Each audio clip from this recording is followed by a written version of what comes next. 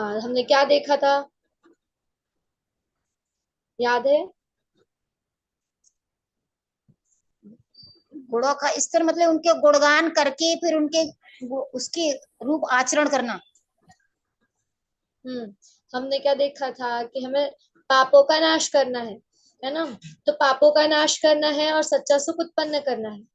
तो सच्चा स्तवन क्या होगा? पापों को केवल भक्ति करना ही सच्चा स्तवन नहीं है कि हम गए और एक दो भक्ति बोल दी, तो ये सच्चा स्तवन नहीं है। सच्चा स्तवन क्या है कि उन्होंने जो मार्ग बताया है उस मार्ग पर यदि हम जब चलेंगे, जो मार्ग वितरागी देव ने हमें बताया है, जब हम भी उस मार्ग पर चलेंगे तो वो उनका सच्चा गुण स्तवन कहलाएगा, है ना?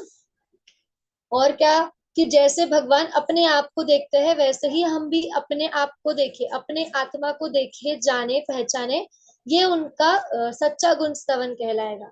जब हम ऐसे ऐसे जो गुण उन्होंने प्रकट कर लिए हैं, और जो शक्ति मुझ में भी है बस हमें प्रकट करनी है, ये हम जान लेंगे, तब वास्तविक में उन गुणों का स्तवन कहलाएगा, है ना? और जब ऐसे गुण कीर्तन, ऐसे गुणों का कीर्तन हम करेंगे, ऐसे गुण को हम पहचान लेंगे, तब हमारे जन्म जन्मांतर के जो बंधे हुए पाप है वो तो अपने आप ही क्षण भर में नष्ट हो जाएंगे। क्यों नष्ट हो जाएंगे? क्योंकि यदि हम भी उन गुणों को प्रकट कर लेंगे, तो हम भी आप जैसी, आपने जैसी पूर्ण वितराग दशा प्रकट कर ली है, हम भी वैसे ही पूर्ण वितराग दशा को प्राप्त हो जाएंगे। तो जो ये पाप है वो सब कैसे, क्षण भर में, क्षणात क्षय मुपैति। और फिर आगे क्या लिख दिया था, शरीर भाजाम, कि जो शरीरधारी जीव है ना, जो शरीरधारी जीव है उनके, यहाँ पे किन जीवों के बंधे हुए पापों की बात चल रही है, तो लिख दिया था शरीर भाजाम, हम जैसे जो शरीरधारी जीव है उनकी बात की जा रही है। और अशरीरी क्यों नहीं लिखा, बताइए? यदि यहाँ शरीर भाजम की जगह अशरीरी लिख देते, क्यों नहीं लिखा अशरीरी? जी रेणु जी बोलिए। असरी तो पहले से। अशरीरी तो सिद्ध भगवान भी होंगे ना। हाँ, तो क्या फर्क पड़ जाएगा? तो अशरीरी लिखने से सिद्ध भगवान को क्यों नहीं बोल सकते यहाँ पर? वो तो कर्मों से ही मुक्त हो चुके हैं। हाँ, यहाँ पे क्या कह रहे हैं कि जो पाप से बंधे हुए हैं, तो अशरीरी होना जो सिद्ध भगवान है, और सिद्ध भगवान कैसे है, आठों ही कर्मों का नाश कर कर सिद्ध गति में विराजमान है, सिद्ध हुए हैं। तो वैसे ही, तो जो हमें भी क्या अशरीरी होना है, सब कर्मों का नाश करना है। तो कब नाश होगा, उसी का मार्ग यहाँ बता रहे हैं। इसको जैसे देखिए हेडिंग भी क्या देते हैं, पाप क्षय स्तुति, कि क्या पापों को नाश करने वाले, पापों का क्षय करने वाले। और कैसे पापों को क्षय करना है?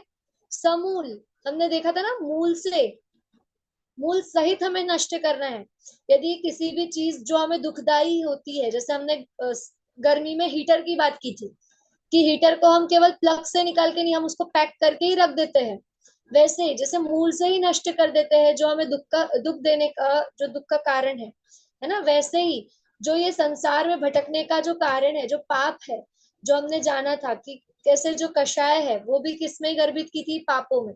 कि यहाँ पे केवल पाप की बात नहीं कर रहे, कि केवल पाप, जो पाप कितने होते हैं? पांच। तो जो हिंसा, झूठ, चोरी, कुशील, परिग्रह, केवल इन पांच पापों की बात नहीं कर रहे, इसमें क्या, क्रोध, मान, माया, लोभ, मिथ्यात्व, सभी गर्भित हो जाएंगे। क्यों गर्भित हो जाएंगे, बताइए रजनी जी? सभी हमने देखा कसाय है। था। ये सब कसाय है ना, और जब तक कसाय है तब तक मुक्ति नहीं है। और हमें हाँ, पर हमने हमने कसाय कषायों को पापों में कैसे गर्भित किया था? एक एक कषाय को हमने गर्भित भी किया था। कसाय मतलब जब क्रोध आएगा, क्रोध कसाय करेंगे तो दूसरे की हिंसा भी करेंगे। हाँ।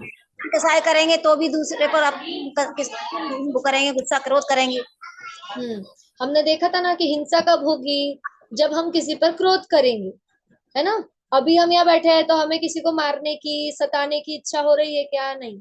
परंतु जब कषाय उत्पन्न होगी, जब क्रोध होगा, मान होगा, तभी तो हम हिंसा, झूठ, चोरी आदि सब पाप करेंगे। तो ऐसे ही हमने कषायों को भी पापों में गर्भित किया था। और फिर मिथ्यात्व को भी पाप का बाप कहा जाता है, तो मिथ्यात्व भी इसमें गर्भित हो जाएगा, जो मूल कहा जाता है ना? कि मिथ्यात्व के नाश होने से तो सारे पाप, कषाय सभी नष्ट हो जाएंगे, है ना? वैसे ही कि क्या, कि समूल नष्ट करना है पाप को। तो कैसे होंगे? तो जो आपके गुण है, उन गुणों की स्तुति करने मात्र से ही जो जन्म जन्मांतर के पाप है वो क्षण भर में नष्ट हो जाते हैं। जैसे अंधकार के लिए उपमा क्या दी थी कि भौरे के समूह के समान जो अंधकार है ना, जो भौरा है वो कैसा काला है, तो उसका समूह, एक दो भौरे नहीं है, यदि ज्यादा इकट्ठे हो जाए तो क्या पूरा काला काला काला काला लगेगा। वैसे ही जो अंधकार है, रात्रि का जो अंधकार है वो सूर्य की एक किरण मात्र से छिन्न भिन्न हो जाता है। वैसे ही आपके गुण स्तवन करने से, आपकी गुणों का गुणानुवाद करने से, स्तवन करने से जो जन्म जन्मांतर के पाप है वो क्षण भर में नष्ट हो जाएंगे, है ना।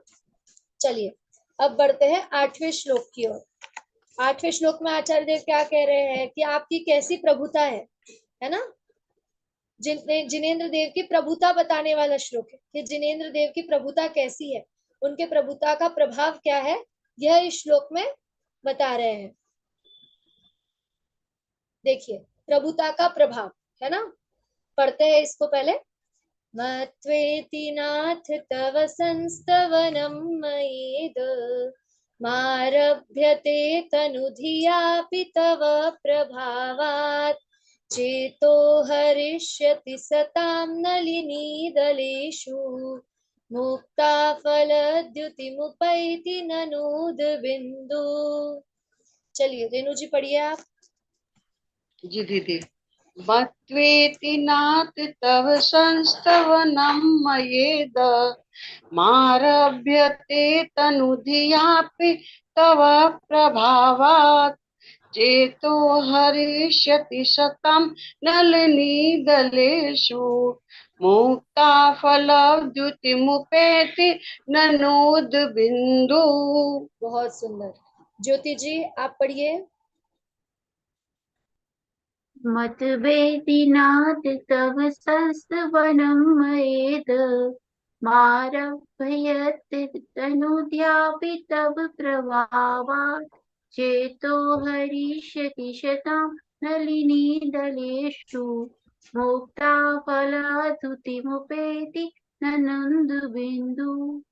ननूद बिंदु, है ना। और दूसरे लाइन में क्या आएगा? मारभ्यते, बोलिए मारभ्यते, है ना।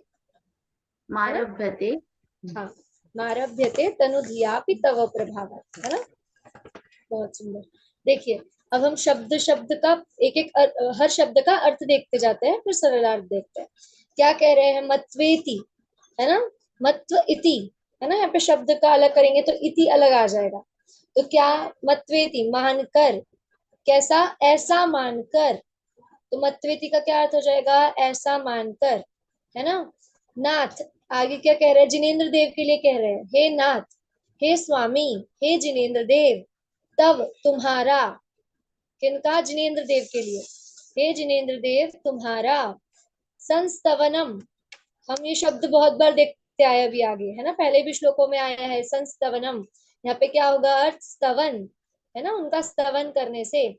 फिर आगे मयेद, मेरे द्वारा, है ना। हम कहते हैं ना मम, मम अर्थात मैं, तो वैसे ही मेरे द्वारा मयेद, क्या? ऐसा मानकर, हे स्वामी, ऐसा मानकर तुम्हारा स्तवन, किसके द्वारा? मेरे द्वारा, है ना। जिनेन्द्र देव का स्तवन मेरे द्वारा, ऐसा मानकर। अब देखिए दूसरे पंक्ति में अर्थ क्या निकल रहा है? मारभ्यते अर्थात प्रारंभ किया जाता है, आरंभ किया जाता है ना।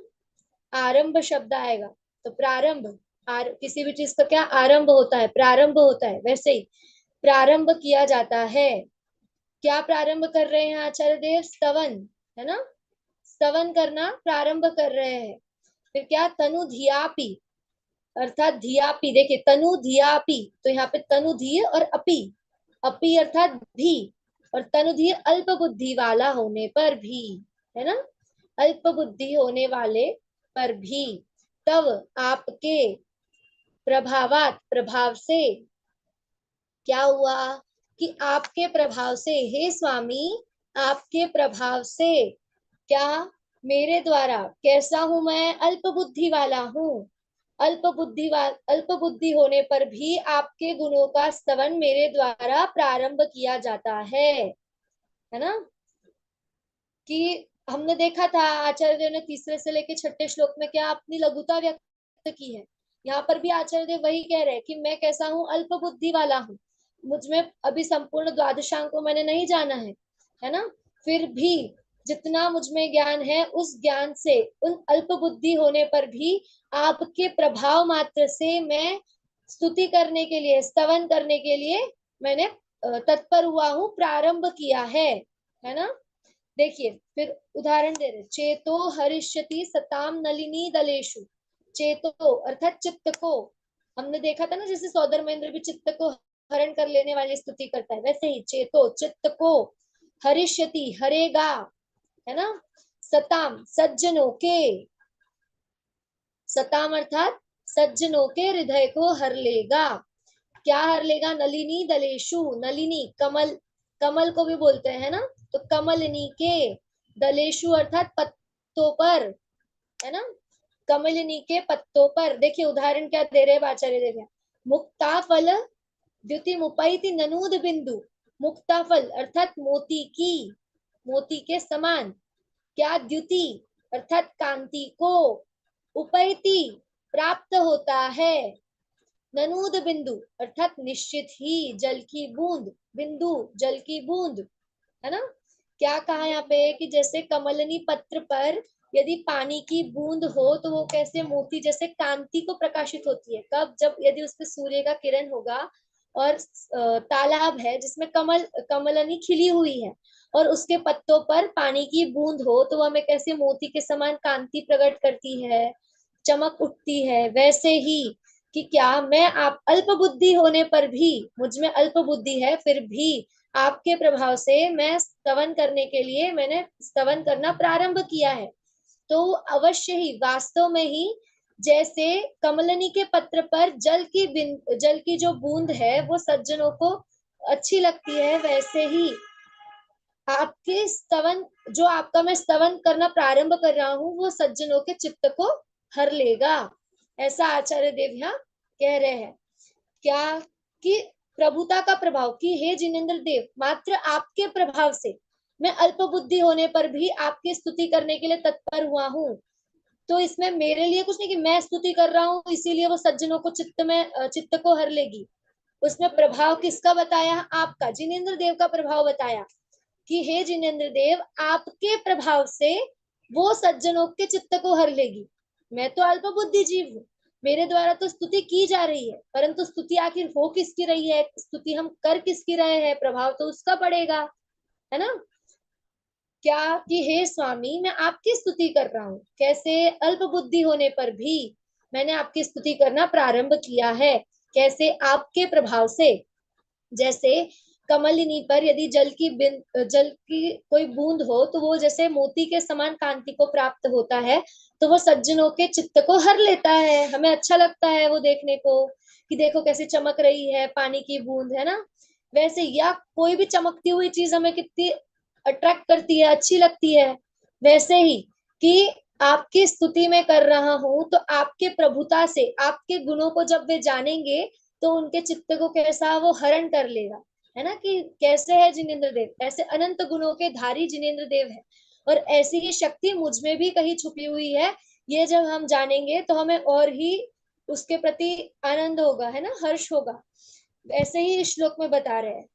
चलिए, तो क्या कि आपका स्तवन करने के लिए मैं तैयार हुआ हूँ, कैसा, अल्प बुद्धि होने पर भी आपके स्तवन करने के लिए तत्पर हूँ, किससे, आपके ही प्रभाव से।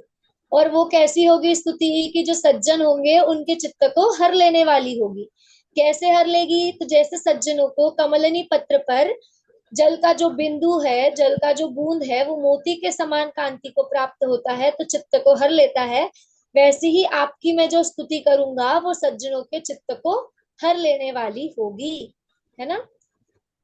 कोई शब्द का अर्थ नहीं समझा हो, सब कुछ अर्थ समझा इसका, क्या कह रहे हैं आचार्य देव। मैं अपनी भाषा में बताऊं क्या? जी रजनी जी बोलिए। पहले श्लोक पढ़ो कि फिर केवल अर्थ बताऊं? चलिए आप श्लोक पढ़िए फिर अर्थ बोलिए। मत्वेते नाथ तव संस्तवनं मयेद मारभ्यते तनुधियापि तव प्रभावात् चेतो हरिष्यति शतां नलिनी दलेषु मुक्ता फलद्युतिर्भवेत् बिंदु। इसमें बता रहे हैं कि हे जिनेंद्र देव, होने पर भी आपकी स्तुति करने के लिए तैयार हुआ, स्तुति कर रहा हूँ, प्रारंभ कर रहा हूँ, लेकिन निश्चित ही आपके प्रभाव से यह स्तुति सज्जनों के चित्त को हरण करेगी। जिस प्रकार कमलनी के पत्रों पर पड़ी हुई ओस की बिंदु, जल की बिंदु मोती के समान उद्योतमान होती है और सज्जन लोगों को मन को प्रभावित करती है, उसी प्रकार मेरी यह स्तुति आपके प्रभाव से लोगों सज्जनों के चित्त को हरण करेगी। बहुत सुंदर। ज्योति जी, आप बताएंगे इसका अर्थ अपने शब्दों में, आपको बताना है इसका अर्थ। ज्योति जी, माइक अनम्यूट कीजिए आप पहले। इसमें कह रहे हैं कि हे भगवान, मैं आपकी अल्प बुद्धि होते हुए भी मैं आपके गुणों को स्तुति करने की कोशिश कर रहा हूँ, और आपकी स्तुति ऐसे कर रहा हूँ कि जैसे कि कमली के पत्तों पर ओस की बूंद जो गिरती है, वैसे मतलब आपकी जो स्तुति है ऐसे सज्जनों द्वारा वो मतलब प्राप्त होती है। देखिए यहाँ पे क्या कह रहे हैं कि हे स्वामी, हे जिनेंद्र देव, मैं आपकी स्तुति करने के लिए आपका स्तवन करना प्रारंभ कर रहा हूँ। कैसे? आपके प्रभाव से स्तुति करना प्रारंभ कर रहा हूँ, और मेरे द्वारा स्तुति की जा रही है। तो मेरे द्वारा, तो आचार्य देव अपने स्वयं को कैसा बता रहे हैं? अल्प बुद्धि बता रहे हैं कि मैं कैसा हूँ? अल्प बुद्धि हूँ। अल्प बुद्धि होने पर भी आपके प्रभाव से आपकी स्तुति करना प्रारंभ कर रहा हूँ।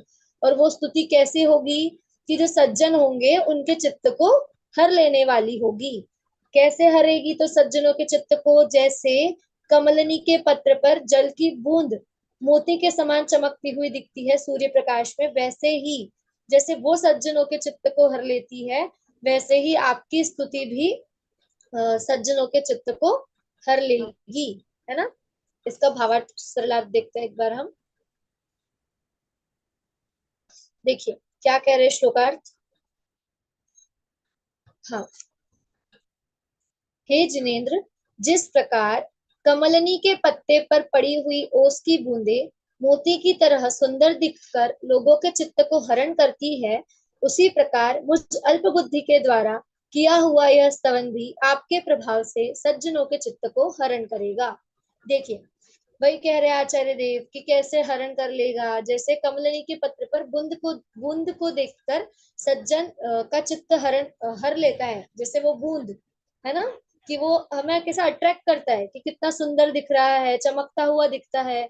वैसे ही जब आपके गुणों को हम जानेंगे, जब मैं आपके गुणों के स्तुति करूंगा, स्तवन करूंगा, तो वो सज्जनों के चित्त को हर लेगी, है ना। अंकिता जी, पहले दो पंक्ति का अर्थ कीजिए आप। मत्वेति नाथ तव संस्तवनमयेद, मतलब हे नाथ ऐसा कि मतवेति ऐसा मान करके, नाथ हे नाथ तव मतलब आपका स्तवन, मतलब स्तवन करने से, मारभ्यते तनुधियापि तव प्रभावात् मतलब आरंभ करता हूँ, तनुधियापि मतलब अल्प बुद्धि होने पर भी, तनु तव प्रभावात् मतलब कि आपके प्रभाव से। इसमें कह रहे हैं दीदी कि हे जिनेंद्र, ऐसा मानकर मैं मतलब अल्प बुद्धि वाला मानकर भी आपका स्तवन कर रहा हूँ। नेहा जी, अगली दो पंक्तियों का अर्थ कीजिए आप।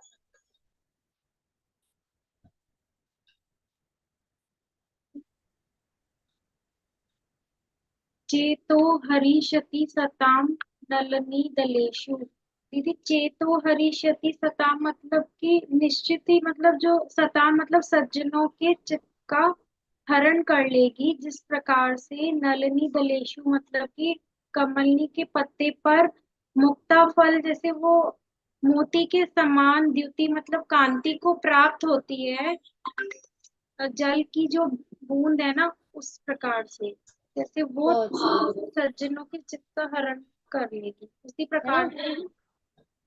हम्म, चलिए, तो इसमें कुछ कठिनता तो नहीं है, बहुत ही सरल आचार्य देव ने प्रभुता व्यक्त की है कि आपके प्रभाव से क्या हो जाएगा, है ना।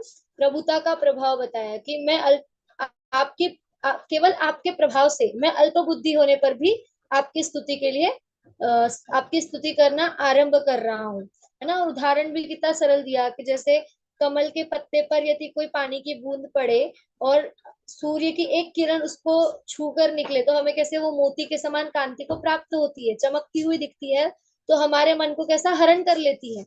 वैसे ही आपके प्रभाव से जो मैं अल्प बुद्धि होने पर भी गुण स्तवन करने के लिए आरंभ कर रहा हूँ, गुण स्तवन करना आरंभ कर रहा हूँ, तो वो अवश्य ही, निश्चय ही सज्जन के चित्त को हर लेगा, है ना। जैसे हम सभी यहाँ एकत्रित हुए हैं तो हमारे चित्त को अवश्य ही वास्तव में ही आचार्य देव ने कैसा हर लिया है, तभी तो हम उनकी द्वारा जो स्तुति की है वो पढ़ने के लिए एकत्रित हुए हैं, है ना। चलिए अगला श्लोक पढ़ते हैं, 9वें श्लोक की ओर। देखिए अब क्या आ रहा है, पाप नाशक कथा। अभी हमने 7वां श्लोक देखा था, है ना, कि क्या था उसमें, पाप क्षय स्तुति थी कि पापों को कैसे नाश करना है। अब यहाँ पे क्या कह दिया, पाप नाशक कथा। चलिए देखते हैं इसमें क्या बता रहे हैं, कौन सी कथा आचार्य देव हमें बता रहे हैं, है ना। चलिए पढ़ते हैं।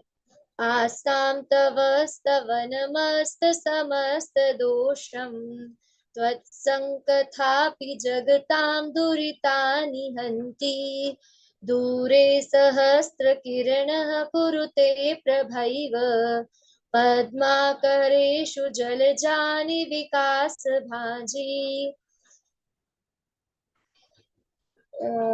अंकिता जी पढ़िए आप। आस्तां तव स्तवनमस्त समस्त दोषं तत्सङ्कथापि जगतां दुरितानि हन्ति दूरे सहस्रकिरणा कुरुते प्रभेव पद्माकरेषु जलजानि विकासवाञ्छी। जी नीलम जी आप पढ़ेंगी।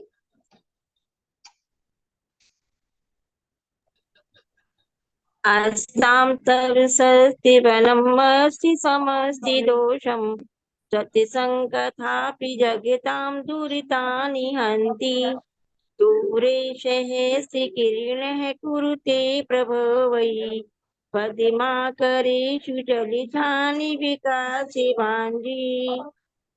चलिए देखते हैं, मैं एक एक पंक्ति पढ़ती हूँ, ठीक है नीलम जी आप सुनिए। आस्तां तव स्तवनमस्त समस्त दोषम त्वत्सङ्कथापि दुरितानि हन्ति, है ना।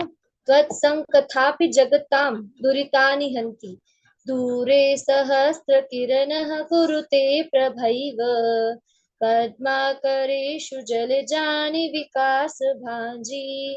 रेणु जी आप पढ़िए एक बार।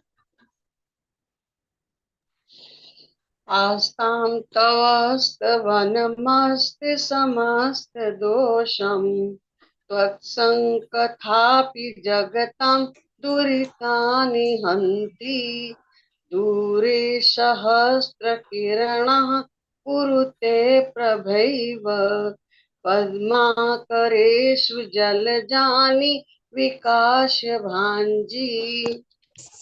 बहुत सुंदर। नेहा जी आप पढ़िए।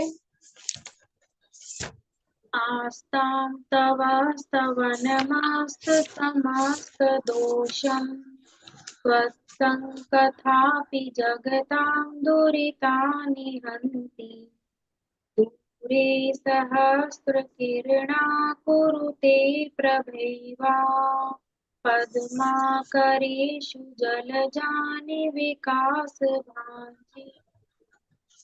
बहुत सुंदर।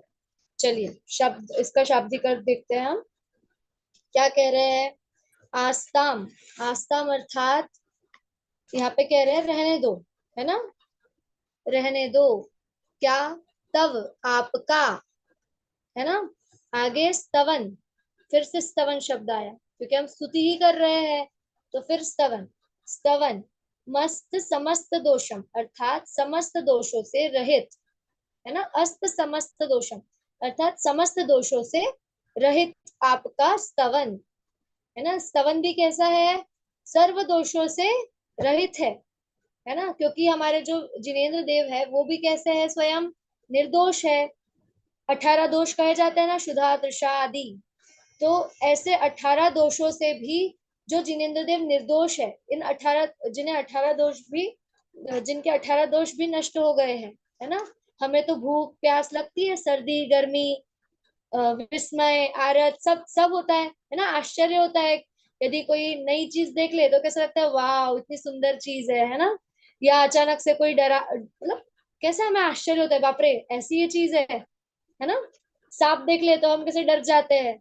ऐसे ये सब जो भय शोक, किसी का जो इष्ट हमें संयोग प्राप्त होते, वो यदि हमें हमसे दूर हो जाए तो हमें कैसा शोक होता है ना। वैसे ही कि ऐसे जो ये 18 दोष कहे हैं, इन सभी से जो निर्दोष है, निर्दोष अर्थात क्या, दोषों से रहित है। तो ऐसे जो हमारे जिनेंद्र देव है, तो उनकी यदि हम गुण स्तवन करेंगे, यदि उनका स्तवन करेंगे तो वो भी कैसा होगा, निर्दोष ही होगा, है ना। वैसे ही कि क्या समस्त दोषों से रहित है, क्या आपका स्तवन, आपका आपके गुण कीर्तन, आपके गुण कैसे है, दोषों से रहित है ना। वैसे ही देखिए आगे क्या कह रहे हैं, त्वत् संग कथापि जगताम दुरितानि हन्ति। त्वत् आपकी, क्या, संग कथापि पवित्र कथा, है ना। आपकी पवित्र कथा, कथा भी दो प्रकार से कही जाती है, एक सुकथा और एक विकथा, है ना। वैसे ही यहाँ पे कौन सी कथा चल रही है, पवित्र कथा, है ना, सुकथा चल रही है। और क्या कैसी है वो सुकथा, दुरितानि हन्ति, दुरितानि अर्थात पापों को नष्ट कर देती है ना। आपका जो स्तवन है वो स्तवन कैसा है, सुकथा है हमारे लिए, है ना। क्योंकि जो विकथाएं होंगी वो तो कैसी होगी, विषयों में अटकाने वाली होगी, पापों में अटकाने वाली होगी। परंतु ये जो स्तवन है, आपके गुणों का हम जो कीर्तन कर रहे हैं, वो निर्दोष भक्ति कर रहे हैं, तो वो कैसी है, पापों का नष्ट, पापों को नाश कर देने वाली है, नष्ट कर देने वाली है। तो वो कैसी कथा हो जाएगी, सुकथा हो जाएगी, है ना। तो वही कह रहे हैं कि आपकी कथा कैसी है, पवित्र कथा है, जो क्या, जगत के जीवों के जो पाप है, उन पापों को नष्ट कर देने वाली है ना। जगताम शब्द आया ना, जगत के जो जीव है, हमने इसके लिए शरीर भाजाम भी पढ़ा, भव जले पतताम जलानाम। देखिए शुरुआत से ही आचार्य देव हमारे ऊपर करुणा करते आ रहे हैं, कि हमारी बात लिख रहे हैं कि जो हम पापों से फंसे हुए हैं, पापों में बंधे हुए हैं, तो उसका क्षय कैसे कर सकते हैं, उसका उपाय हमें बताते जा रहे हैं कि क्या, जो ये पवित्र कथा है, आपके स्तवन करने मात्र से ही हमारे जो पाप है वो नष्ट हो जाएंगे। फिर देखिए, फिर उदाहरण देकर बता रहे हैं, है ना। आचार्य देव की शैली भी कैसी है कि वो हमें जो सिद्धांत है वो बताते हैं और फिर दृष्टांत देकर बताते हैं, ताकि हमें वो और अच्छे से समझ में आ जाए। देखिए क्या कह रहे हैं यहाँ पर भी, दूरे सहस्र किरण कुरुते प्रभैव। दूरे अर्थात दूर, है ना, दूर ही है अभी, दूर, सहस्त्र अर्थात सूर्य का, है ना, सहस्त्र किरण अर्थात सूर्य की किरण, है ना। कैसे, कुरुते प्रभैव, कुरुते कर देती है, क्या कर देती है, प्रभैव प्रकाश ही कर देती है।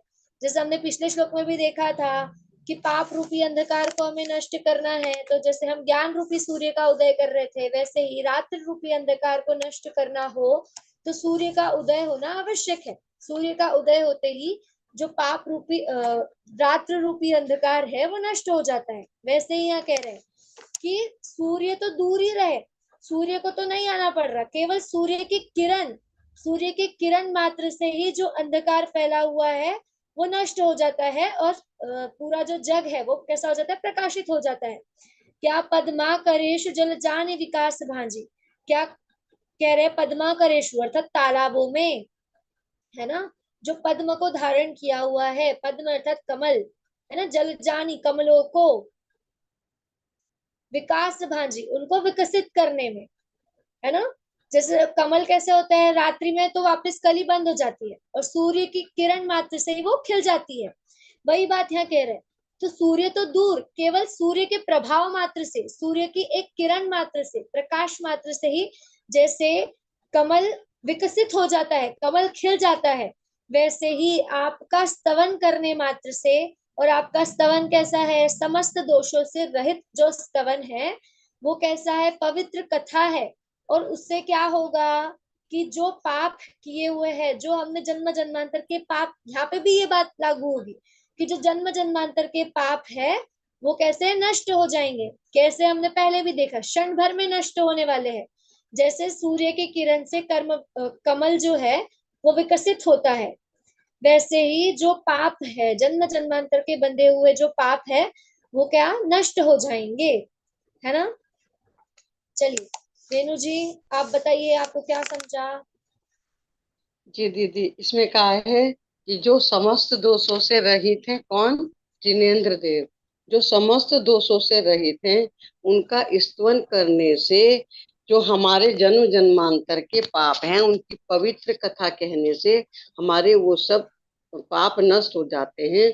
उपमा दी है कि जिस प्रकार सूर्य की एक किरण मात्र से अंधकार तो नष्ट होता ही है, लेकिन उसकी उसकी किरण मात्र से ही जो कमलनी है, तालाब में बैठी हुई है, पदम है, कमल है, वो खिल उठता है एक किरण मात्र से। उसी प्रकार हम प्राणियों के आपका स्तवन करने से जन्म जन्मांतर के पाप नष्ट हो जाते हैं। बहुत सुंदर। रजनी जी आप पहली दो पंक्तियों का अर्थ कीजिए।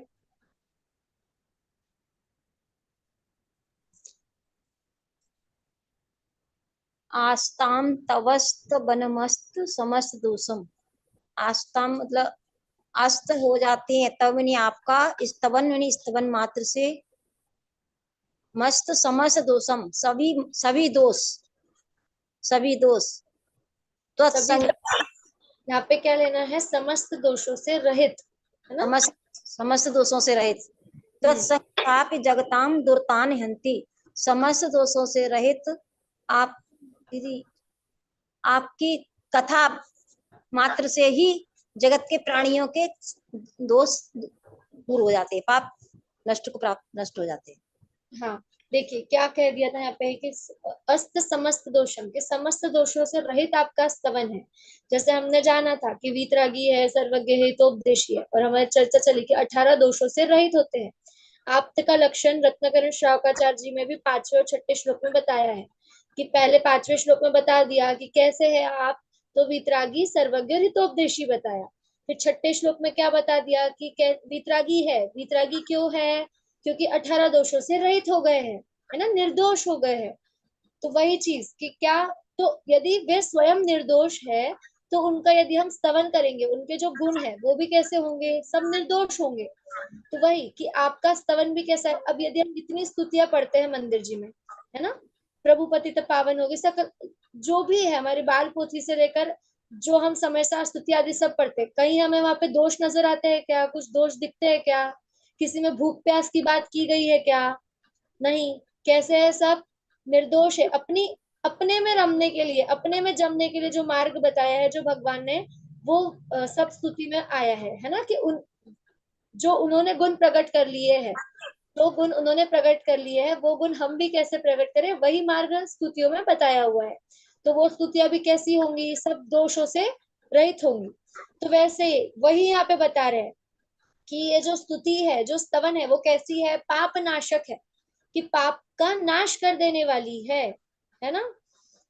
जैसे हमने अभी 7वें श्लोक में देखा था कि आपका स्तवन करने मात्र से ही क्षण भर में जन्म जन्मांतर के पाप नष्ट हो जाते हैं। वही बात को यहाँ पे और पुष्ट कर रहे हैं आचार्य देव कि वो स्तवन भी कैसा होगा, कि समस्त दोषों से रहित स्तवन होगा।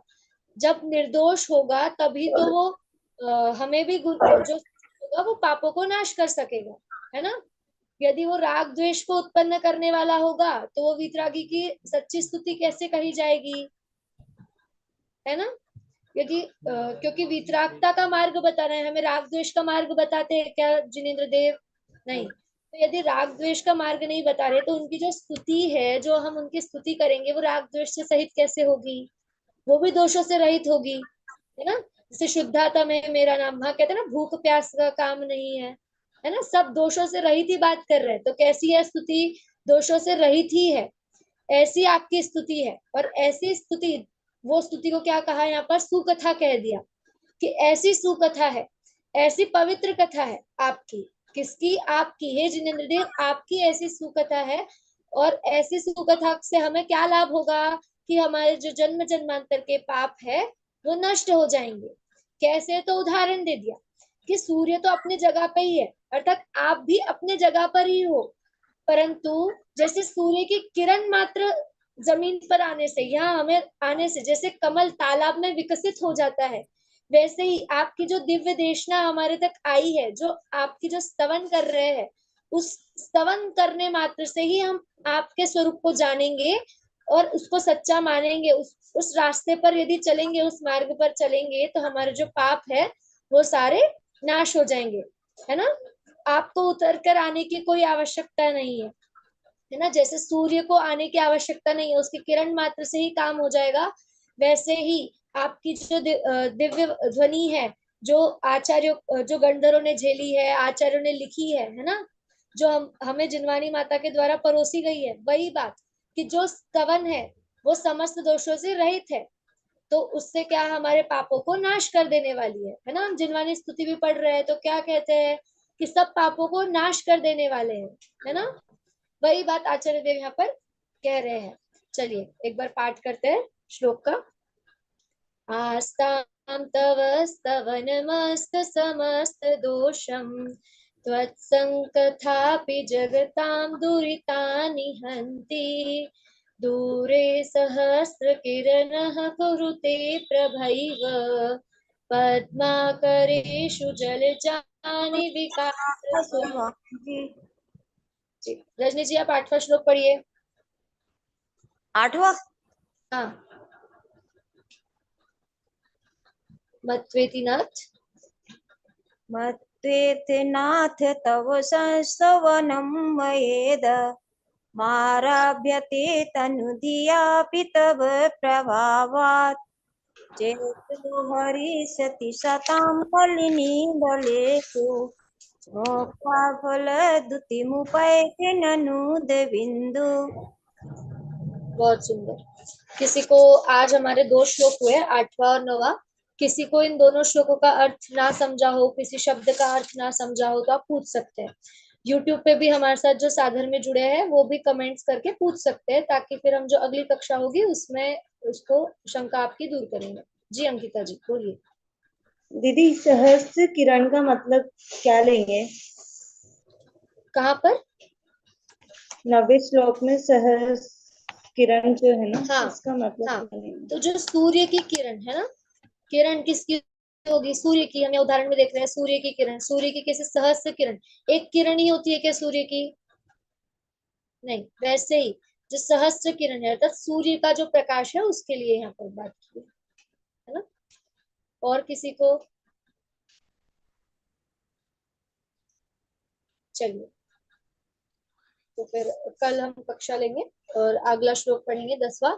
और आप सभी को ऐसा नहीं है कि हम आगे बढ़ते जा रहे हैं तो पिछले श्लोक याद नहीं करना है, हम बराबर याद करते रहे। अभी तक 9 श्लोक हो चुके हैं। हम कभी भी बीच में किसी को भी पहला श्लोक से लेकर अभी तक जो हमारा मतलब जो हम पढ़ रहे हैं उसमें से पूछ सकते हैं ना। तो श्लोक और अर्थ सब याद करते रहना, ठीक है। चलिए, जिनवानी स्तुति। साची तो गंगा यह वीतरागवाणी अविच्छिन्न धारा निज धर्म की कहानी जामे अति ही विमल अगाध ज्ञान पानी जहाँ नहीं संशय आदि पंख की निशानी साची तो गंगा यह वीतरागवाणी सप्त भंग जह तरंग उछलत सुखदानी सप्त भंग जह तरंग उछलत सुखदानी संत चित मराल वृंद रमे नित्य ज्ञानी साची तो गंगा यह वीत रागवाणी। जाके अवगाहन से शुद्ध होए प्राणी, जाके अवगाहन से शुद्ध होए प्राणी। भाग चंद निहचे जल माहिया प्रमाणी, भाग चंद निहचे घट माहिया प्रमाणी। सांची तो गंगा यह वीत रागवाणी, अविच्छिन्न धारा निज धर्म की कहानी। जय बोले द्वादशांग में जिनवाणी माता की जय। 9 बार नमोकार।